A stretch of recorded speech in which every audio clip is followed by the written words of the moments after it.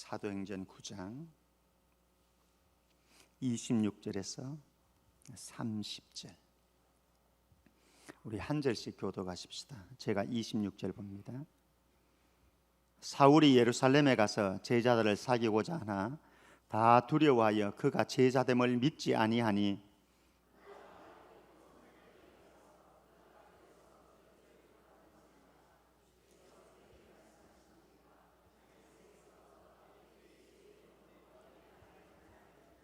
사울이 제자들과 함께 있어 예루살렘에 출입하며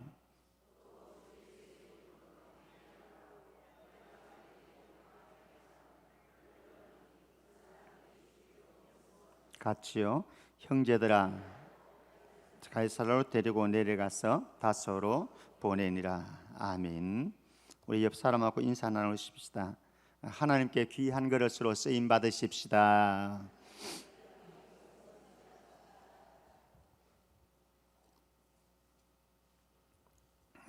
우리 기도 한번 보십시다. 어제 제가 그 말씀드렸습니다. 다메섹에서 첫 번째는 예수님을 만났다. 예수님을 만나서 그의 인생이 새롭게 출발되어졌다. 그러면은 예수님을 만났던 증거가 무엇이냐? 그가 예수님을 만나서 철저하게 깨어지고 주님이 만드시는 새로운 그릇으로 빚어졌다 말씀드렸습니다. 두 번째는 그의 인생의 디딤돌을 다메섹에서 한 사람 만났는데 그 사람이 아나니아였다. 그래서 이 아나니아가 이 사울을 만나서 안수하고 비늘이 벗겨지고 율법의 메인 인생에서 이제는 예수에 사로잡힌 인생으로 출발하게 되어졌다. 그래서 사울이 출발하는 아주 중요한 디딤돌이 있었다. 다메섹에 디딤돌이 한 사람이 있었다. 이렇게 말씀드렸습니다. 그리고 한 사람이 더 있는데 그것은 충분하게 살펴보지는 못하고 제가 언급은 했었습니다. 또 한 사람의 디딤돌이 있는데 그 사람은 바나바였다. 오늘 말씀에 본문 말씀에 보면 이제 예루살렘에 있는 바나바가 나오고요. 지도가 이제 크지 않아서 여러분들 잘 보이지는 않는데 다소 있죠, 그죠?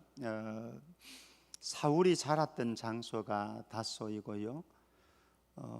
그리고 사울이 성장했 학문을 연구하고 히브리 문화와 히브리 언어와 또 구약의 이 성경을 배웠던 곳은 예루살렘이었습니다.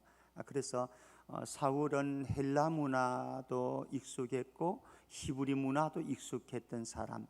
그래서 하나님께서 세계적으로 사용할 수 있었던 사람이었다. 제가 어제 좀 언급을 했습니다.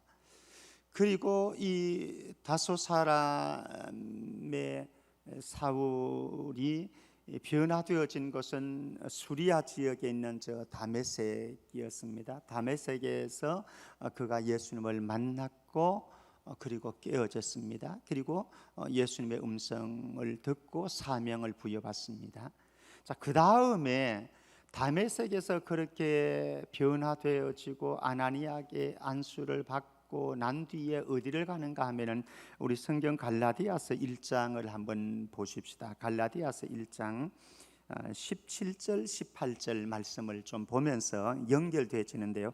이 사도행전에는 그 이후에 다메섹 이후의 시간들이 나오지 않고 바로 예루살렘으로 연결되었습니다. 오늘 우리가 본 부분은 예루살렘으로 연결되어졌거든요. 그런데 실질적으로 갈라디아에서 자기 자신의 어떤 인생 경로를 소개를 하는데 보면은 이제 다른 곳으로 갔던 내용이 나옵니다. 우리 갈라디아서 1장 17절 18절 한번 보십시다. 이제 그가 바울이 다메섹에서 어디로 갔는지 한번 여러분들 일정들을 보면서 한번 읽어보십시다. 17절 제가 읽어보겠습니다. 여러분들은 생각하고 눈으로 확인하시면 더 좋겠습니다. 17절 제가 보겠습니다. 또 나보다 먼저 사도된 자들을 만나려고 예루살렘에 가지 아니하고 예루살렘에 가지 않았다고 말씀하고 있습니다. 오늘 우리가 보았던 본문은 예루살렘으로 바로 내려갔지만은 그러나 그곳으로 바로 내려간 것은 아니었다라고 말씀합니다. 그럼 어디로 갔느냐? 다메섹에서 이제 이리로 갑니다. 아라비아로 갔다가 지도로 다시 한번 가볼까요? 아라비아는 사실 여기에서 표현되지는 않습니다. 지금 예루살렘이라고 글씨 써놓았죠, 그죠? 그 밑에 지역 사해 바다 오른쪽 지역, 이 지역이 다 아라비아 지역입니다. 그래서 정확하게 어디 있었느냐 이것은 우리가 알 수가 없습니다. 세월의 연대가 수없이 흘러갔기 때문에. 그러나 지금 사우디아라비아 지역 있죠. 그쪽이 아라비아 지역이거든요. 그래서 요단강 동편, 사해 동편 이 밑에 지역이 아라비아 지역인데, 저는 저 다메섹에서 아라비아로 내려왔습니다. 다시 성경 갈라디아로 넘어갔어요. 1장 17절 다시 제가 봅니다. 예루살렘으로 가지 아니하고 아라비아로 갔다가 다시 어디로 가는가 하면은 다메섹으로 올라갑니다. 다메섹에서 아라비아로 내려왔다가 이곳에서 얼마 있었는지도 사실은 성경에서 정확하게 나오지는 않습니다. 일부의 설교자들은 3년이라고 그러는데 3년의 기간은 아마 사도행전에 보면은 3년이라고 표현이 나오는데 그 표현을 가리켜서 얘기하는 것 같은데 그것 같지는 않고요, 제가 생각하기에는. 그래서 성경학자들 가운데는 1년에서 3년 사이가 되어질 것이다 이렇게 추측을 합니다만 정확하게 성경에 나와 있지는 않으니까 어쨌든 아라비아로 내려와서 일정 기간 있다가 그 다음에 다시 다메섹으로 갑니다. 다메섹으로 갔다가 그곳에서 이제 예수님을 소개를 하거든요. 예수님이 바로 우리가 기다리고 있는 메시아이다, 이렇게 하나님의 아들이다. 어제의 본문 연결되어지는 부분인데요. 그렇게 전하다가 다시 핍박을 받게 되어지죠. 유대인들에게 핍박을 받으면서 형제들이 그를 이제 이 광주리에 담아 가지고 보냅니다. 보내서 어디로 가느냐? 18절 갈라디아서 1장 18절 말씀 제가 읽습니다. 그 후 3년 만에 다메섹으로 갔다가 3년인 것 같아요. 여기 본문 갈라디아서 1장 18절 말씀 보면은 어쨌든 그 후 3년 만에 내가 게바를 방문하려고 예루살렘에 올라가서 그와 함께 15일을 머무는 동안 야고보와 예수님의 동생 야고보입니다.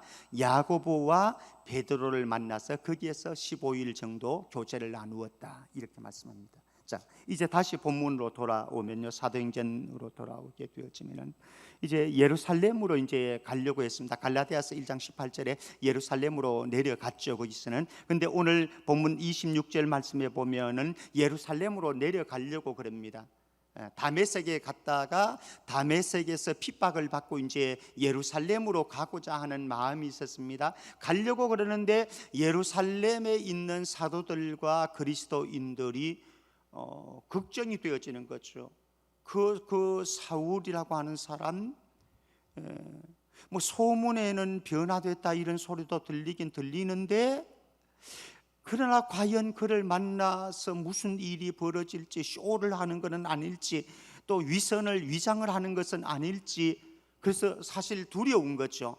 그래서 두려워서 안 만나려고 하는 이런 추세에 있는데, 그때 27절 말씀 보면은 바나바가 등장하죠. 그래서 다리를 놓지요. 사울과 그리고 예루살렘의 사도들과 그리고 또 거기에 있는 형제들에게, 기독교인들에게 다리를 놓아줍니다. 그래서 아니다, 세 가지를 27절 말씀 보면은 말씀을 하고 있는데, 첫 번째는 그가 길에서 어떻게 주를 보았는지, 다메섹에서 예수님을 만났던 그 이야기를 들려줍니다. 두 번째는 주께서 그에게 하신 말씀과 일을 가르쳐 줍니다.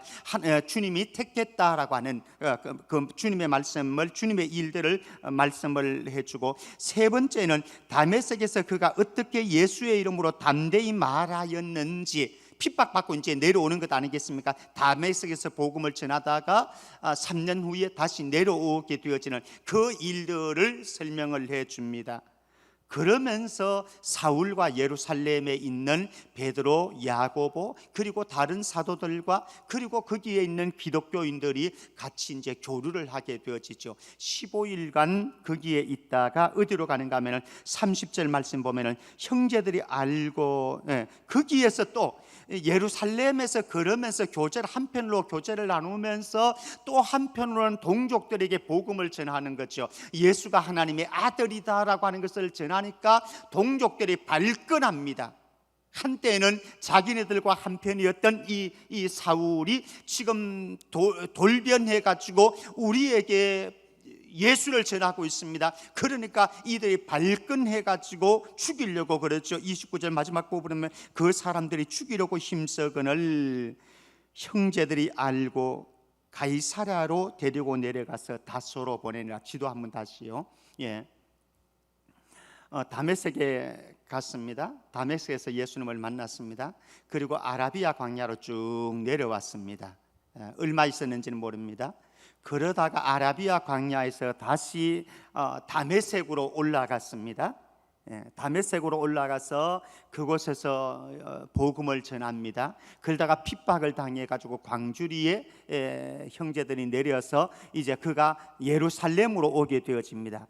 예루살렘으로 와서 15일 동안 제자들과 더불어서 형제들과 더불어서 교제를 나눕니다. 그러면서 이제 이 한편으로는 또 유대인들에게 복음을 전했습니다. 복음을 전하니까 유대인들이 발끈했습니다. 그러면서 죽이려고 계획을 했습니다. 그러니까 다른 형제들이 기독교인들이 그를 안 되겠다 싶어서 어디로 데려가는가 하면 가이사랴 있죠. 이 당시에 로마 군대가 주둔했던 지역, 그래서 로마의 세력 들이 있었던 그 지역 가이사랴로 데리고 갑니다. 항구 도시입니다. 가이사랴로 데려가서 가이사랴에서 어디로 보내는가 하면 아마 배를 타고 보냈던 것 같습니다. 다소로 보냅니다. 고향인 거죠. 고향에 가서 은둔 생활을 하게 되어집니다.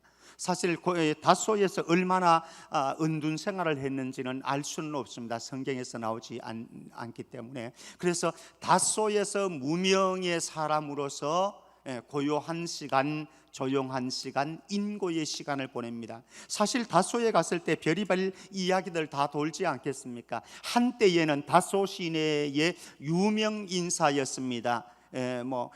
지금도 그렇지 않습니까? 예를 들어서 우리 교회에서 누구가 서울대를 들어갔다 그러면 많은 사람들이 다, 교인들이 다 알지 않습니까? 이 정도의 사람, 이상의 사람이었으니까 이 사울은 그 당시 다소 시내에서는 아마 모든 사람들이 알고 있었을 것입니다. 저 사람은 전도 유망인이야, 앞으로 잘 될 인생이야 라고 생각하고 기대하는 그런 사람이었는데 어느 날 갑자기 예수 만났다고 그러더니 고향으로 내려와 가지고 핍박 받아 가지고 죽음을 피해 가지고 예루살렘에서 이곳 다소 고향으로 온 것 아니겠습니까? 그러니 사람들이 봤을 때 저 사람 젊은 사람 참 안 됐다, 인생 끝났다, 이런 이야기들도 들리는 거죠. 이제 오늘 전하려고 하는 말씀의 요지는 이런 것입니다. 이 사울이 하나님의 일들을, 복음 사역을 본격적으로 하기 전에 아라비아 광야에서, 여긴 광야입니다. 아라비아 광야에서 하나님과 독대합니다. 하나님과 독대합니다. 그리고 그 다음에 예루살렘에 왔다가 예루살렘에서 복음을 전하다가 다시 핍박을 받고 고향인 다소로 갔습니다. 다소에 가서 은둔자의 삶을 살아갑니다. 은둔자의 삶을 살아갑니다. 아마 인간적으로 생각하면은 무지 창피할 수도 있고 무지 억울한 생각이 들 수도 있고 인간적인 시야에서 보면은 그럴 수도 있었을 것입니다. 그러나 사울은 그렇지는 않았던 것 같습니다. 우리의 인생도 마찬가지입니다. 하나님 앞에 쓰임 받을 때에 아주 소중한 게 있어요. 무엇인가 하면은 광야로 가는 시간입니다. 광야에서 주님과 독대하는 시간. 때로는 은둔자의 삶을 조용한 인고의 기다림 속에서 우리는 지내야 될 때도 있습니다. 사도행전 11장 25절 말씀에 가면은 이 사울이 다소에 가서 있는 동안 또 한편으로 지도 다시 한번 보여주겠습니까? 지도 보면은 저쪽 다메섹 부근에 보면은 안디옥이라고 하는, 지금 지도로는 잘 안 보이는데 안디옥이라고 하는 지역이 있어요. 수리아 지역에 있는 수리아 안디옥, 비시디아 터키 지역에 가도 안디옥이 있는데 거기는 비시디아 안디옥이고 수리아 안디옥이 있는데 다메섹 부근에 있는데 지금 지도로는 잘 보이지를 않습니다. 이 지역에서 이방인 교회입니다. 이 지역에서 어떤 일이 벌어지는가 하면은요, 이제 안디옥 지방에 복음이 전해져서 교회가 부흥하게 되어집니다. 교회가 부흥하게 되어지면서 누군가가 목회자가 필요합니다. 그래서 누구를, 예루살렘 교회에서 누구를 보내는가 하면은 구브로 출신의 바나바, 그러니까 이 바울과 예루살렘의 지도자들을, 사도들을 연결시켜 주었던, 다리 놓아 주었던 바나바를 이 안디옥 교회의 목회자로 보냅니다. 그래서 이 바나바가 안디옥 교회에 가서 목회를 하게 되어지는 거죠. 근데 교회가 자꾸 부흥하게 되는 겁니다. 부흥하게 되어지자 더 이상 안 되겠다, 혼자서 감당할 수 없게 되어지는 지경까지 갔습니다. 그러니까 이 바나바가 어떤 일을 하는가 하면은 저쪽 다소로 갑니다. 다소에 가서 사울을, 은둔자로 있는 사울을 데리고 옵니다. 그래서 이곳에서 1년 넘게 사울과 목회를 동역합니다. 이제 여기에서부터 이제 바울의 본격적인 선교 사역이 시작되어집니다. 그래서 제가 어제 말씀드렸죠. 이 다메섹에는 바울에게 아나니아라고 하는 사람이 디딤돌이 되어졌고, 예루살렘에는 물론 이 바나바는 예루살렘 출신이 아닙니다. 구브로 섬, 키프루스라고 하는 섬, 저쪽 다소 밑에 지도로 보면은, 다소 지도 표현되어 있는 데는 다소 밑에 보면은 구브로라고 하는 지역이 있거든. 키프루스라고 하는, 여기에 섬 출신의 사람이고, 이 섬 출신의 사람이 아마 예루살렘에 있었던 것 같습니다. 그래서 예루살렘 교회에서 안디옥으로 파송했고, 안디옥에서 목회를 하다가 이 사울을 끌고 내려와 가지고 다시 목회에 동력을 하면서 그의 뒷바라지를 해 주었죠. 그러니까 사울이 사울 될 수 있었던 것은 바로 이 바나바의 사역을 통해서 되었던 거죠. 우리가 유명인이 되기 전에요, 그리고 잘 나가는 인생이 되어지기 전에, 하나님 앞에 거창하게 사용되어지기 전에 우리에게 꼭 필요한 것이 있습니다. 무엇인가 하면 아라비아 광야로 가서 광야에서 하나님과 독대하는, 주님과 독대하는 시간입니다. 그리고 다소로 가서 은둔자의 삶을 사는 시간입니다. 그 시간은 사람들의 소리를 듣는 시간이 아니고요, 주님의 음성을, 하나님의 음성을 듣는 시간입니다. 하나님의 음성을 들으면서 뭐가 이루어지는가 하면은 자아 발견의 시간이 되어집니다. 자기 발견의 시간이 되어집니다. 내가 어떤 존재인지, 내가 어떻게 살아왔는지, 자아 발견이 되어지는 거죠. 진정한 자아 발견은 어디에서 이루어지느냐? 사실은 하나님과의 독대의 시간에서, 하나님께서 나에게 말씀하시는 그 시간에 내 자아가 발견되어지는 것이죠. 내 자아를 발견하는 그 독대의 시간을 통해서 우리는 뭐를 보게 되는가 하면 나의 미래를 보게 되어지고, 나의 미래에 대한 하나님의 계획과 하나님의 섭리와 하나님의 마음들을 보게 되어집니다. 이것을 소위 비전이라고 이야기합니다. 내가 꿈꾸는 비전이 아니라 하나님이 가지고 계시는 계획들, 하나님의 마음들, 하나님의 뜻, 그것을 발견하고 내 미래의 청사진이 그려집니다. 이 미래의 청사진이 그려지면서 인생은 출발하게 되어지는데, 여기에서 하나님이 공급하시는 은혜가 있죠. 하나님이 공급하시는 힘이 있죠. 하나님이 공급하시는 능력이 있죠. 이것으로 출발하는 인생, 이것이 바로 하나님 앞에 쓰임받는 그릇이요 인생이다라고 하는 것입니다. 우리 여기에 있는 젊은이들은 여러분들의 인생의 시간에 아라비아 광야의 시간 가지시고